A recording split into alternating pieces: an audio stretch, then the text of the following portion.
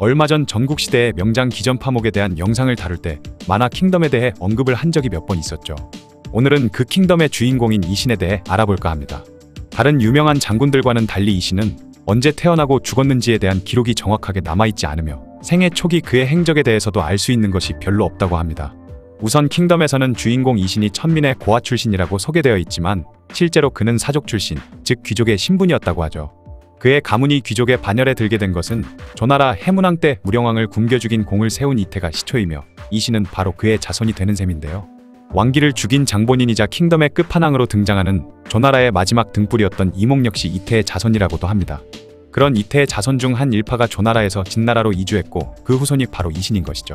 당시에는 인재를 등용하는데 국적은 크게 문제 삼지 않았을 뿐만 아니라 진나라 내부에서 진시황과 여불위 등의 권력 다툼이 심화되었을 때 이신의 가문은 진시황 쪽으로 줄을 잘 서게 되면서 진시황의 총애를 받았을 것으로 예상된다고 하네요.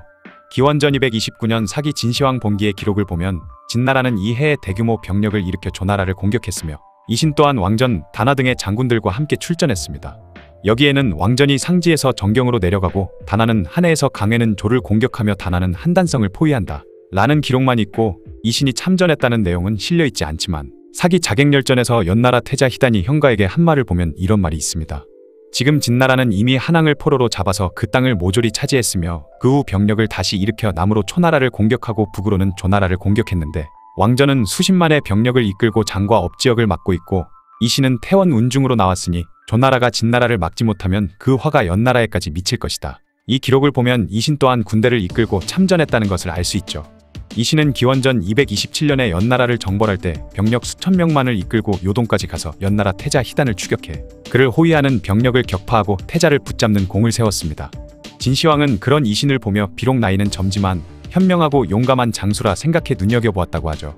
그러던 기원전 224년 진시황이 신하들을 불러놓고 나는 초나라를 공격하여 취하고 싶은데 장군들이 생각하기에 몇 명의 병사면 족할 것 같은가? 라고 묻자 이신은 20만 명의 병력만으로도 충분하다 주장했고 진나라의 백전노장 왕전은 적어도 60만은 있어야 한다고 대답했습니다. 그러자 진시황은 왕장군은 나이가 들더니 겁이 많아졌소. 이 장군은 과연 기세가 용맹하니 그의 말이 맞다 라고 말하며 이신에게 20만 장병을 데리고 초나라를 정벌하라고 명령했죠. 왕전은 진시황이 자신의 말을 듣지 않자 병을 핑계로 사직하고 고향인 빈양으로 내려갔다고 합니다.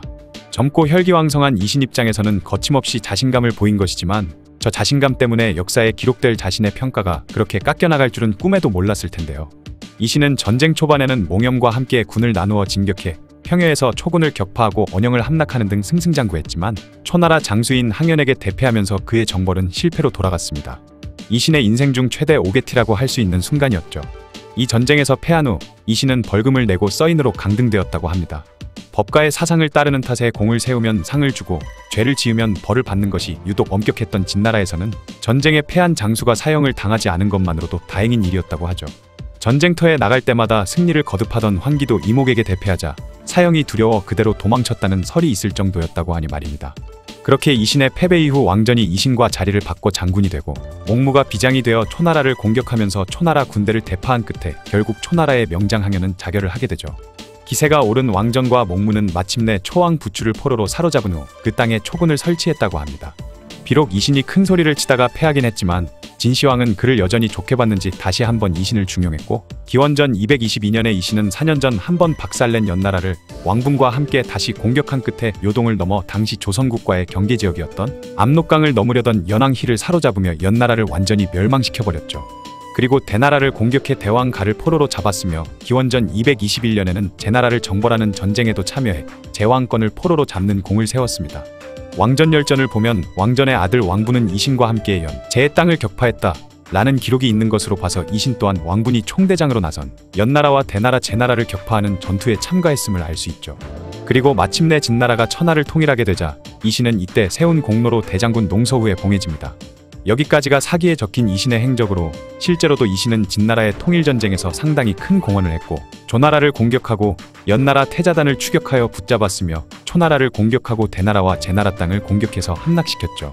진시황이 군웅들을 물리치고 천하통일하는 과정에서 크게 믿었던 장군이기도 했고 비록 초나라 정벌의 실패는 타격이 컸지만 그래도 여전히 진시황의 총애와 신임을 받아서 여러 번 기용이 되었습니다. 비록 진나라가 통일을 하는 과정에서 왕씨와 몽씨 가문의 공이 가장 커서 그들의 이름이 후세에 가장 유명하기는 하지만 이신의 공 또한 결코 적지 않다고 볼 수 있죠. 다만 그가 초나라 정벌에 실패한 후 노장 왕전이 보란듯이 성공을 거두면서 이신이 상대적으로 저평가를 받게 된 상황이지만 요즘에 와서는 이신의 초나라 정벌 실패에도 나름의 이유는 있었다는 의견도 있습니다. 이신이 초나라를 침공해서 연전연승 중이었는데 그때 마침 진나라에서 창평군이 반란을 일으켜 영진을 점령하며 후방에서 보급로를 차단했고 이신은 이대로 침공을 해야 하나 아니면 회군을 해야 하나 이도저도 못하는 상황에서 결국 회군을 하고 그런 절호의 기회를 항연히 놓치지 않고 이신에게 일격을 가했다는 것이죠. 이런 의견에도 나름 일리가 있다고 보이는 것이 이신이 무려 7명의 도의를 잃고 막심한 피해를 입었는데도 사형을 당하지 않고 다시 중용되면서 훗날 연나라와 제나라를 정벌하는 전쟁에 참여했고 그때 세운 공로로 천하통일 후에 농서후에 봉해진 사실도 이신의 패배가 이신 본인의 실책 때문이 아니라 창평군의 반란 때문이라는 주장의 근거가 되기 때문입니다. 만약 전투의 패배가 이신 본인의 책임 때문이었다면 그는 감히 진시황 앞에서 이신만으로 충분하다는 망언을 하고 나섰다가 결과적으로 패배하면서 심각한 군사적 위기를 만들어낸 셈인데 그랬다면 평소 진시황의 성격과 행적으로 봤을 때 이신의 목이 달아나도 전혀 이상할 게 없는 상황이었죠.